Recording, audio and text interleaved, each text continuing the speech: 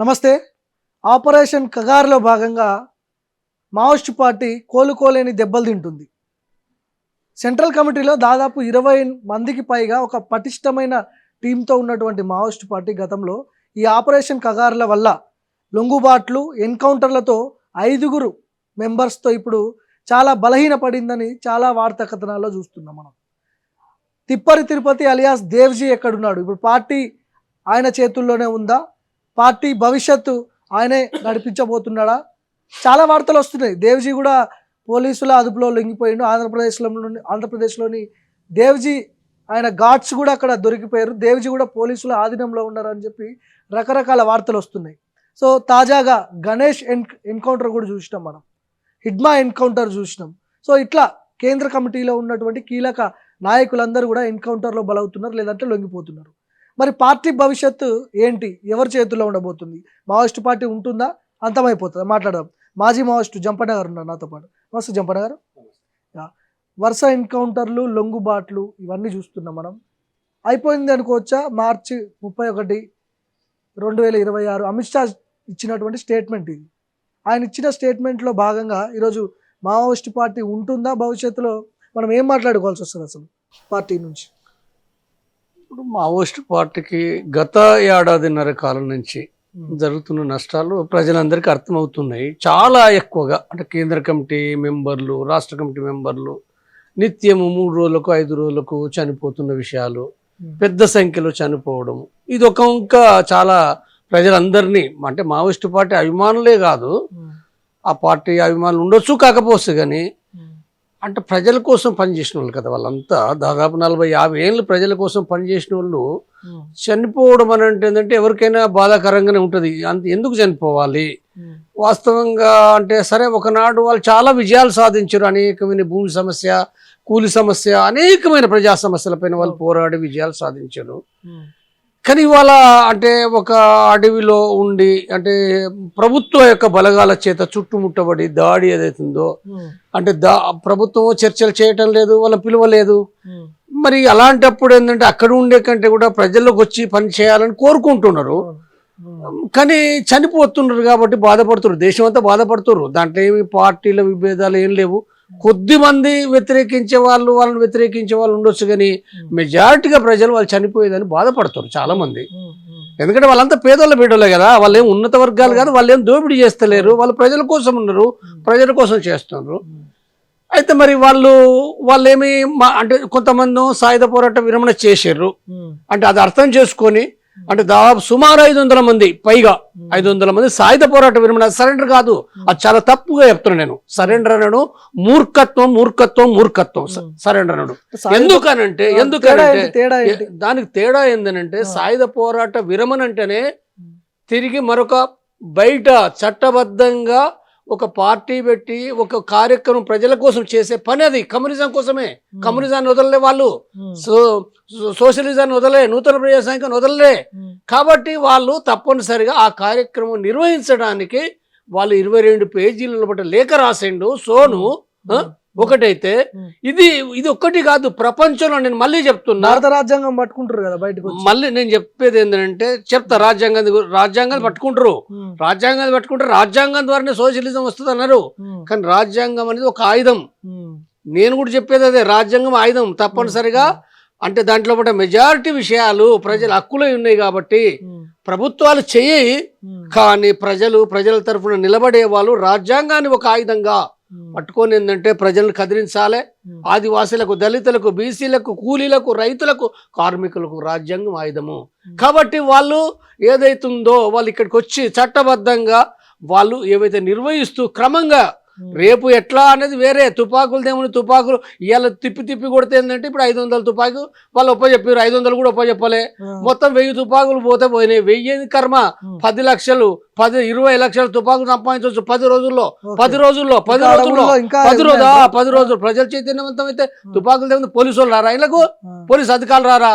కాబట్టి ఇవన్నీ కూడా ఏంటంటే ఇప్పుడు అది సాధ్యం కాదు. నాయకత్వమే లేదు కదా ఇక్కడ. కేంద్ర కమిటీ కీలకమైన అందరూ లొంగిబాట్లకో లేకపోతే ఎన్కౌంటర్లకు గురవుతారు. చెప్తాను నీ ప్రశ్న చెప్తా. కాబట్టి ఇక్కడ సాయుధ పోరాట విరమణ అనేది సరైంది, 100% సరైంది. తర్వాత వీళ్ళు కాకుండా వేరే సరెండర్ అయినరు. కాబట్టి ఇప్పుడు ఉన్న వాళ్ళు ఎవరైతే అతి తక్కువ మంది, ఈ అతి తక్కువ మందిలో చనిపోతుండ్రు. మనం చూస్తుంటే కూడా ఏంటంటే చనిపోతుండ్రు తప్ప ఏం లేదు. గణేష్ చనిపోయింది నిన్న. చాలా గొప్ప నాయకుడు గణేష్, గొప్ప నాయకుడు.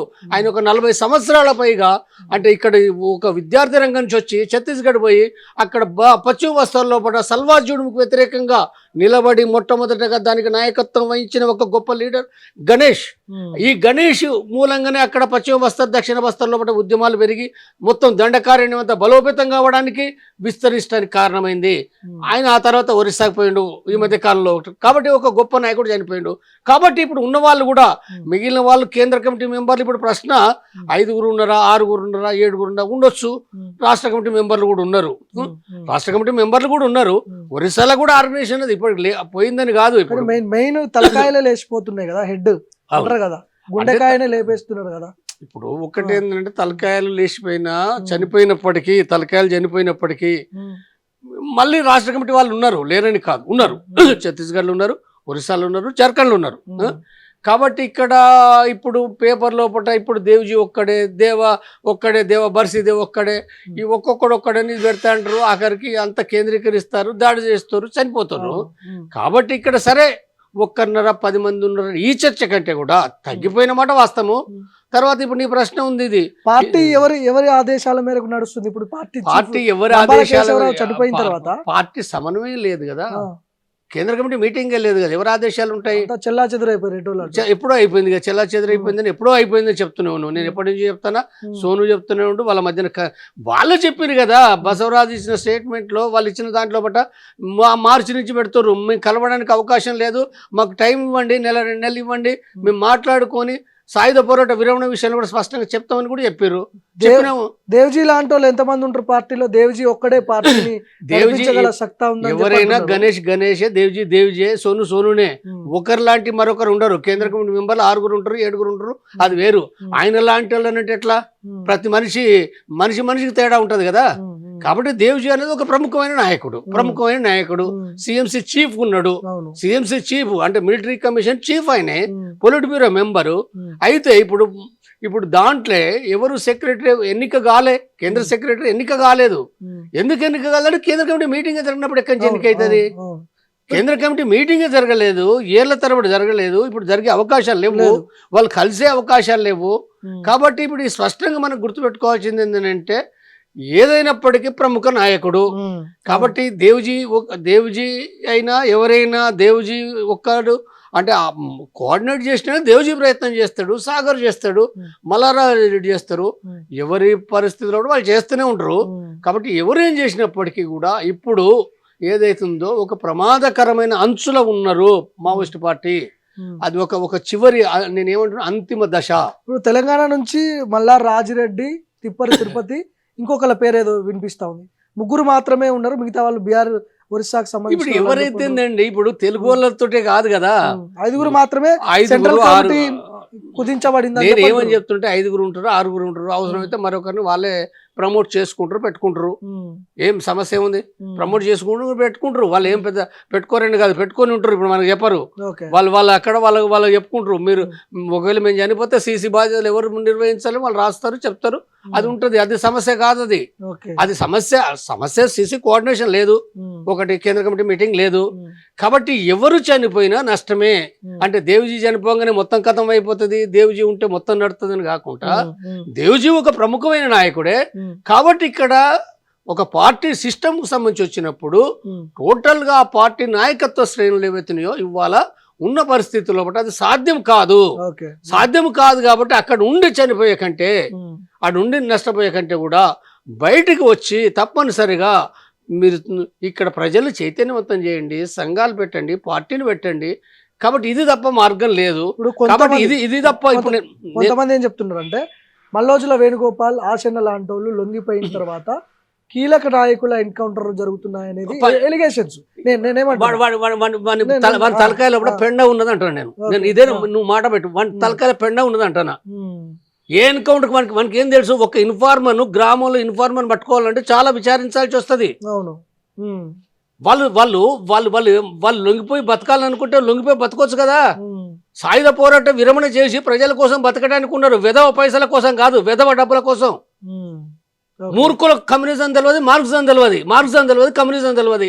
మనకి ఏమి తెలియనోడు 50 ఏళ్ళు పనిచేసిన పైన నువ్వు వాడిపైన పార్టీని చంపుతుంటే అడ్డుపడవు, ఆ ఉద్యమాలు చేయవు. తిరిగి వాళ్ళకు మార్గం ఎన్నుకుంటుంటే మార్గం పైన కూడా నువ్వు దాడి చేస్తావు. ఎవరో నువ్వు మాట్లాడటోని నీ తలకాయ పెండవునుగా చెప్తానా నేను. బుద్ధి లేని అవలగాన్లు మాట్లాడుతుండ్రు, వాళ్ళు ఎన్కౌంటర్ చేస్తారా? ఏం మాట్లాడుతుండ్రు? దేవ్జీ బయటకు వచ్చి ప్రాణాలతో బయటకు వచ్చి లొంగిపోయే అవకాశాలు ఎంతవరకు ఉన్నాయి? ఒకవేళ పోలీసులు ఎదుట లొంగిపోతే వదిలిపెడతారా, ఎన్కౌంటర్ చేసే అవకాశాలు? మీకున్న అవగాహన ప్రకారం ఏం చెప్తారు? ఎందుకంటే కీలక నాయకుడు కదా ఇప్పుడు. లాంటి ఇప్పుడు ఒకటి ఏంటంటే ఆయనే వాళ్ళు మన అందరు సమాజం చాలా మంది చెప్తున్నారు, వాళ్ళు నిర్ణయించుకోవాలి. వాళ్ళు నిర్ణయించుకున్నాడు. ఇప్పుడు గణేష్ ఉన్నాడు, చనిపోయాడు. వాస్తవంగా ఇప్పుడు మనం అంటే ఈ కాలం లోపల ఆయన ఇప్పుడు అక్కడ చిక్కు పట్టుబడిన అటు ఎన్కౌంటర్ అయ్యి చనిపోయాడు. కాబట్టి ఏం జరుగుతుంది మనం ఏం చెప్పలేం కదా. ఆయన తలకాయలు ఉన్నదని మనం చెప్పలేం కదా. ఆయన తలకాయలు ఏం ఆలోచిస్తాడు? ఆయన ఒక్కడే కాదు అంటే ఇప్పుడు సంగ్రామ్ దాదా కావచ్చు, లేదా సాగర్ అని జార్ఖండ్ ఉన్నాడు, అనిల్దా ఉన్నాడు, తర్వాత విశ్వనాథన్ ఉన్నాడు, ఇంకెంతమంది ఎవరెవరు తీసుకున్నారో మనకు తెలియదు, అన్ని విషయాలు చెప్పరు. కాబట్టి ఎవరైనప్పటికీ వాళ్ళు ఇప్పుడున్న పరిస్థితుల్లో ఆలస్యం చేసే కంటే కూడా మీరు నిర్ణయం తీసుకొని నష్టం లేదు.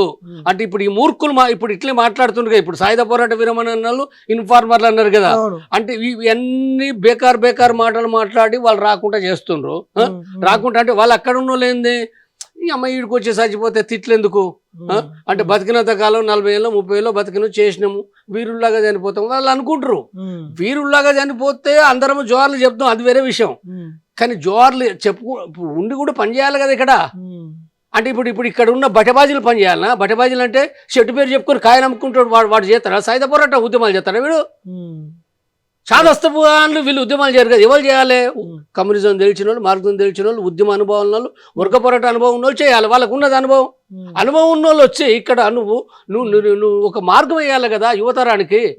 ఎవరికి తెలియదు అసలు మార్క్సిజం తెలియదు, మావోయిజం తెలియదు, సాయుధ పోరాటం గురించి తెలియదు, ఉద్యమాల గురించి తెలియదు. వాళ్ళకి అనుభవం ఉన్న వాళ్ళు నేను ఎందుకు కోరుతున్నా? మీకు ఒక గొప్ప అనుభవం ఉంది, ఇప్పుడు అది సాధ్యం కాదు. మీరు దీన్ని అర్థం చేసుకొని మీరు ఇక్కడికి వచ్చి చేయాలని నేను పదే విజ్ఞప్తి చేస్తాను. మావోయిస్ట్ పార్టీ అంతం కాబోతుందా? తుది దశకు చేరిందా? అసలు భవిష్యత్తులో మావోయిస్ట్ పార్టీ ఉంటుంది అని చెప్పి మనం మాట్లాడుకుంటామా, లేదంటే పుస్తకాలలో చదువుకోవాల్సి వస్తా? ఏంటి చివరిగా చెప్పండి. ఇప్పుడు నేను చెప్పేది ఏంటంటే సాయుధ పోరాటం వేరు, మావోయిజం వేరు, మావోయిస్టులు వేరు. ఈ మూడు వేరు విషయాలు. వేరు. సాయుధ పోరాటం అనేది అవుతుందో నేను చెప్పే విషయం ఏంటంటే సాయుధ పోరాటం ఇది అంతిమ దశలో ఉంది. సాయుధ మార్గం పద్ధతులు పోరాడేది అంతిమ దశ. అంటే గత 60 సంవత్సరాల నుంచి భారతదేశంలో ఉన్నది ఏదైతుందో ఇది అంతిమ దశలో ఉంది. కమ్యూనిస్టులు చేసే వర్గ పోరాటం సాయుధ పోరాటం నేను చెప్తున్నా. అంటే ఇప్పుడు అది చారుమైన దానితో ప్రారంభమై తర్వాత చాలా పార్టీలు అయినాయి. అది దాదాపు 20 ఏళ్ళు 15 ఏళ్ళు పనిచేసిన సాయుధ పోరాటాలు వాళ్ళందరూ వదులుకున్నారు. అన్ని పార్టీలు ఒకే ఒక్కటి మావోయిస్టు పార్టీ అది కొనసాగిస్తుంది. ఇప్పుడు అది చాలా గొప్ప పోరాటం చేసింది. కాబట్టి అది కూడా చివరి దశలో సాయుధ పోరాటం ఉంది. తర్వాత మావోయిజం అనేది వేరు. మావోయిజం అనేది ప్రపంచవ్యాప్తంగా ఆ సిద్ధాంతాలు ఉంటాయి, భారతదేశంలో కూడా ఉంటాయి. దాన్ని మావోయిజం అంటే చాలా విశాలమైన విషయాలు, ఒక్క సాయుధ పోరాటం కాదు, అది అనేక విషయాలున్నాయి. దాన్ని చదివే వాళ్ళు చదువుతూనే ఉంటారు, అది వేరే విషయం, సిద్ధాంతం అది. మావోయిస్టులు అనే వాళ్ళు ఎవరైతుందో భారతదేశంలో మావోయిస్టులు ఆయుధాలు పట్టుకున్న వాళ్ళు మావోయిస్టులు ఉంటారు, ఆయుధాలు లేకుండా కూడా మావోయిస్టులు ఉంటారు. తర్వాత మావోయిస్టులు అనేది ఉందో ఆ సిద్ధాంతాన్ని ఆధారం చేసుకుని అనేక మంది అనేక రకాలుగా రాస్తారు, మాట్లాడతారు, ఉద్యమాలు చేస్తారు, బయట ఉంటాయి. కాబట్టి సాయుధ పోరాటం మాత్రమే ఇప్పుడు నేను మళ్ళీ చెప్పేది ఏంటంటే అది ఒక చివరి దశలో ఉంది. అది చివరి దశ అంటే కూడా మళ్ళీ మార్చి 31 నాటికి అయిపోతుందా లేదా ఇదంతా కూడా ఏంటంటే ఇది కాదు. మార్చి 31 ఉంటుందా లేదా పక్క పెడదాం, అది ఉండొచ్చు గాక, సపోజ్ కూడా కొంతమంది చనిపోయి ఉండొచ్చు అనుకుందాం. ఉన్నంత మాత్రాన అది ఉన్నట్టు కాదు కదా. ఎందుకంటే అది ఏమి చేయలేదు కదా, ఉద్యమాలు చేయలేదు. మనుషులు ఉండొచ్చు, తుపాకులు ఉండొచ్చు, లాభం లేదు. ఇప్పుడు జనవరిని కంప్లీట్ అయిపోయింది అనుకో, సపోజ్ చెప్తున్నా. అంటే వాళ్ళు వేరే రకం సాయుధ పోరాట విరమణ చేయొచ్చు, సరెండర్ కావచ్చు, లేదా చనిపోవచ్చు, ముందే కావచ్చు. కాబట్టి డేట్లతోటి కాదు. నేను ఒకటే చెప్తున్న విషయం ఏంటంటే అదొక చివరి దశలో ఉంది. చివరి దశలో ఉన్నది కాబట్టి ఇప్పటికైనా వాళ్ళు చాలా మంది సరైన మార్గం ఎన్నుకొని వచ్చారు. సాయుధ పోరాట విరమణ చేసిన వాళ్ళని స్వాగతించాల్సిందే. సమాజంలో తెలుగు వాళ్ళు ఎక్కువగా భారతదేశం అంతా వాళ్ళని స్వాగతిస్తుండ్రు. అవును. తెలుగు వాళ్ళ దాంట్లో ఒకటి కూడా మావోయిస్ట్ అభిమానం దాంట్లో కూడా కొద్ది మంది మిగిలిరు ఇప్పుడు. ఉమ్. ఇక వాళ్ళే మీటింగ్లు పెడతారు, వాళ్ళే పుస్తకాలు ఎత్తారు, వాళ్ళే ఆ కవిత్వాలు చదువుతారు తప్ప ఇంకేమీ లేదు అందులో. వాళ్ళు చేసేది లేదు, ఏమీ లేదు. కాబట్టి తెలుగు వాళ్ళు కూడా ఏంటంటే వాళ్ళని రక్షించుకోవాలంటే ఉమ్. ఇప్పుడు ఈ కవులు వాళ్ళు కూడా ఏంటంటే మీ చాదస్తాన్ని మార్చుకోమని చెప్తున్నాను నేను. మీ చాదస్తం కరెక్ట్ కాదు. ఓకే. మీరు చరిత్రలో దోషులుగా రేపు ఒక రోజు నిలబడతారని చెప్తాను. స్పష్టంగా చెప్తాను నేను. మీకు అర్థం కావటం, మీకు వర్గ పోరాటం తెలియదు, మీకు సాయుధ పోరాటం తెలియదు. ఉమ్. చరిత్రలో మీరు ఒక రోజు దోషులుగా నిలబడతారు. మీరు వాళ్ళ చావులకు మీరే కారకులు అవుతారని చెప్తున్నాను నేను. వాళ్ళ చావులకు మీరే కారకులు అవుతారు. ప్రభుత్వ కారణం ఎట్లా ఉంది దాన్ని విడదీసి చెప్పొద్దు. ఉమ్. ప్రభుత్వం ఎట్లా కారణం అది పదే వందల వేల సార్లు చెప్తూనే ఉన్నా. కానీ మీరు వాళ్ళు రాకుంటే ఇప్పుడున్న పరిస్థితుల్లో ఒకట నిర్ణయం ఏం తీసుకోవాలని అది ఉండాలి ఖచ్చితంగా. ఓకే. సో సో ఏదేమైనప్పటికీ మావోయిస్ట్ పార్టీ కోలుకోలేని దెబ్బ ఉన్నది. ఎందుకంటే చాలామంది ఉండే కేంద్ర కమిటీ మెంబర్లు దాదాపు 20 నుంచి ఒక పటిష్టమైన టీంతో ఉండే పకడ్బందీగా ఇప్పుడు లొంగుబాట్లు ఎన్కౌంటర్లతో పెద్ద ఎత్తున దెబ్బ తగులుతుంది. చూడాలి ఏం జరగబోతుందో మరి భవిష్యత్తులో ఎట్లా ఉండబోతుందని.